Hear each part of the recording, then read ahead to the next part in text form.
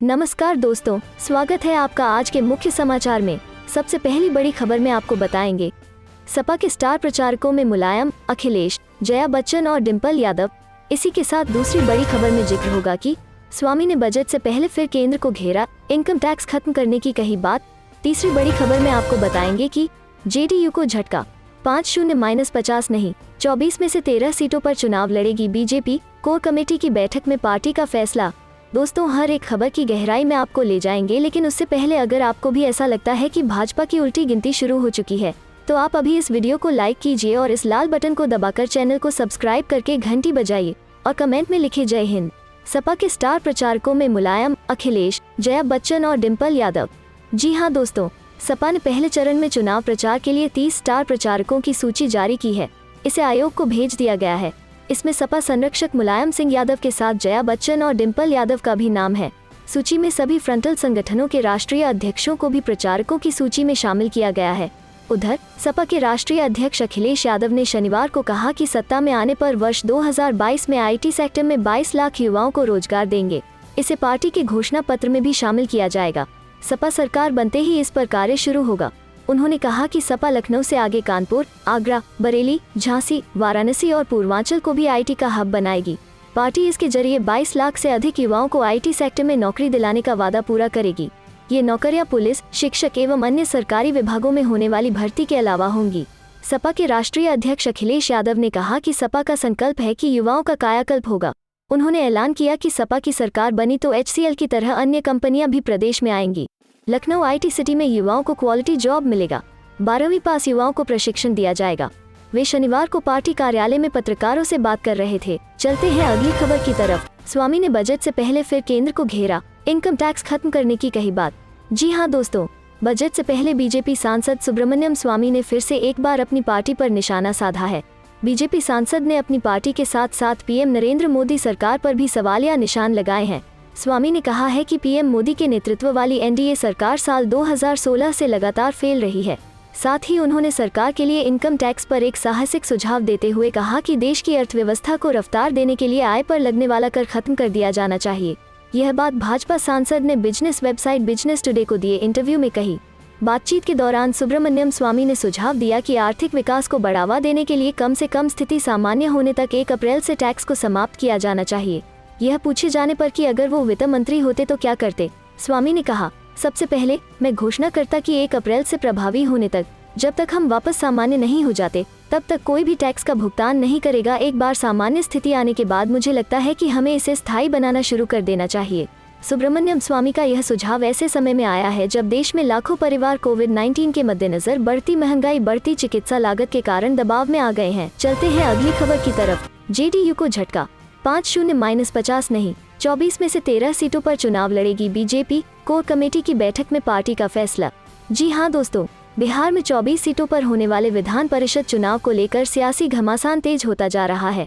खास तौर से बात करें सत्ताधारी एनडीए गठबंधन की तो इसमें शामिल सबसे बड़ी पार्टी बीजेपी ने 13 सीटों पर चुनाव लड़ने का फैसला किया है। बिहार बीजेपी कोर कमेटी की बैठक में पार्टी ने अपने कब्जे वाली सभी 13 सीटों पर उम्मीदवार उतारने पर मुहर लगा दी है। हालांकि गठबंधन में शामिल जेडीयू सीट बंटवारे के पिछले 50-50 फॉर्मूले के आधार पर 12 सीटें चाहता है। बीजेपी कोर कमेटी ने तय किया कि बाकी बची हुई 11 सीटें एनडीए में शामिल अन्य सहयोगियों जेडीयू, हिंदुस्तानी अवाम मोर्चा, विकासशील इंसान पार्टी के लिए छोड़ा जाएगा। शनिवार को हुई इस बैठक में शामिल सभी प्रमुख नेताओं ने कोर कमेटी के फैसले का समर्थन किया। इस समिति का गठन बीजेपी के राष्ट्रीय अध्यक्ष जेपी नड्डा की सहमति से किया गया था। बिहार बीजेपी प्रवक्ता प्रेमरंजन पटेल ने कहा कि बीजेपी 24 विधान परिषद सीटों में से 13 पर चुनाव लड़ेगी जो उसने पिछली बार 2015 में जीती थी। बाकी 11 सीटें हमारे एनडीए सहयोगियों के लिए छोड़ दी गई हैं। हमने फैसला किया कि पार्टी के पास जो भी सीटें हैं उसे नहीं छोड़ेंगे।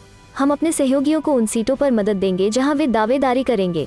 साथ ही पार्टी नेतृत्व इसको लेकर किसी भी विवाद को निपटाने में भी उनकी मदद करेगा। चलते हैं अगली खबर की तरफ। अखिलेश की पार्टी ने जारी की 30 स्टार प्रचारकों की लिस्ट। मुलायम सबसे ऊपर, चाचा शिवपाल नदारद। जी हाँ दोस्तों, उत्तर प्रदेश विधानसभा चुनाव के लिए समाजवादी पार्टी की ओर से स्टार प्रचारकों की पहली लिस्ट जारी कर दी गई है। इस लिस्ट में 30 प्रचारकों के नाम शामिल किए गए हैं। इसमें मुलायम सिंह यादव, अखिलेश यादव के साथ हाल ही में भाजपा छोड़कर सपा में शामिल हुए स्वामी प्रसाद मौर्य का नाम भी शामिल है। हालांकि साइकिल छाप पर चुनाव लड़ रहे अखिलेश के चाचा शिवपाल यादव को इस सूची में कहीं जगह नहीं मिली है। बता दें कि शिवपाल यादव की प्रगतिशील समाजवादी पार्टी का समाजवादी पार्टी में फिलहाल विलय नहीं हुआ है। उत्तर प्रदेश विधानसभा चुनाव 2022 के लिए सभी दलों की ओर से ताकत झोंकनी शुरू कर दी गई है। बड़ी चुनावी रैलियों पर तो अभी रोक है, लेकिन इसके साथ ही प्रचारकों की लिस्टें जारी जरूर की जा रही हैं। समाजवादी पार्टी की ओर से भी स्टार प्रचारकों की लिस्ट जारी की गई है, जिसमें 30 नेताओं के नाम शामिल हैं। इस लिस्ट में सबसे ऊपर मुलायम सिंह यादव का नाम है। उसके बाद अखिलेश यादव, किरणमय नंदा, रामगोपाल यादव, जया बच्चन, डिम्पल यादव, नरेश उत्तम का नाम भी स्टार प्रचारकों में शामिल किया गया है। समाजवादी पार्टी के स्टार प्रचारकों की सूची में हाल ही में भाजपा छोड़कर सपा में शामिल हुए पूर्व कैबिनेट मंत्री स्वामी प्रसाद मौर्य का नाम भी शामिल है। उनके साथ ही राजपाल कश्यप, राजीव राय, राम आश्रय विश्वकर्मा भी स्टार प्रचारकों में शामिल किए गए हैं। किसान नेता तेजेंद्र सिंह विर्क भी स्टार प्रचारकों में शामिल किया गया है। चलते हैं अगली खबर की तरफ। कोरोना के दैनिक मामलों में लगातार दूसरे दिन भी मामूली राहत, 24 घंटे में मिले 3.33 लाख केस। जी हाँ दोस्तों, कोरोना के दैनिक मामलों में लगातार दूसरे दिन कमी देखने को मिली है। हालांकि यह राहत मामूली है। केंद्र सरकार के स्वास्थ्य और परिवार कल्याण मंत्रालय द्वारा जारी आंकड़ों के मुताबिक बीते 24 घंटे में 3,33,533 केस सामने आए हैं। कल की तुलना में करीब 4,000 केस कम है। आपको बता दें कि सरकार द्वारा कल जो आंकड़ा जारी किया गया था, उसमें नए मामलों की संख्या 3,37,704 थी। केंद्र सरकार के आंकड़ों के मुताबिक देश में फिलहाल 21,87,205 एक्टिव केस है, जो कि करीब 5.57% है।